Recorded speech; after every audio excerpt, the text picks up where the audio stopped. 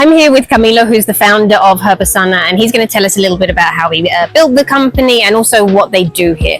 Camilo, what are the advantages and benefits of using a greenhouse system like this versus an indoor system? Yeah, the main advantage of using a greenhouse system to cultivate cannabis is that we can utilize 12 hours of natural sunlight versus an indoor system where we need to supplement with artificial light.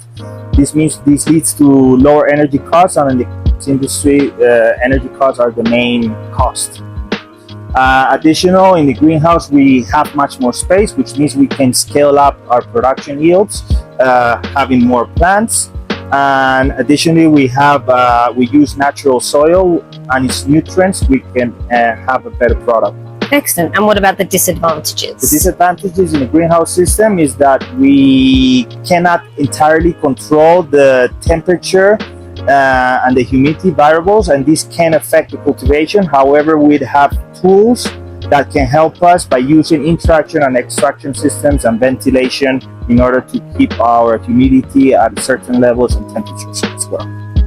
And how did things start at the beginning? Kind of how have things changed as you've developed the business?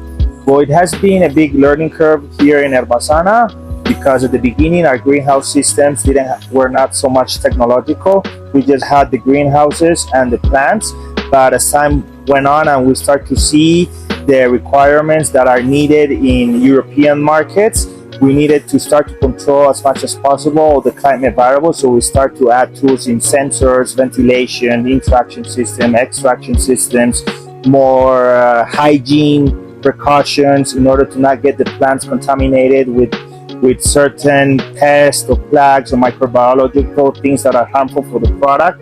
And year by year we start learning more and we start to be more compliant with what the market requires. Okay. And what's the process been like trying to find a variety of plant that works within this kind of condition but also that is very marketable outside? Yeah, since the beginning here in Herbasana we tested more than 100 strains looking for the right cannabinoid content profile and the right terpene profile, and then we started to do production cycles in order to get that strain adapted to the climate conditions here in our facilities, and yeah, make it a marketable product.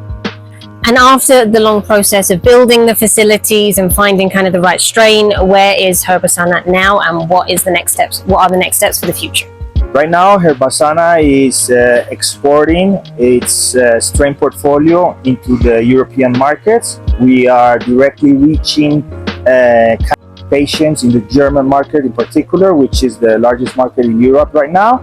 And we're looking forward in the next phases to increase our production to reach more volume into those markets and also reach other European markets like the Swiss market, Czech market, Austrian market, the British market, and so on.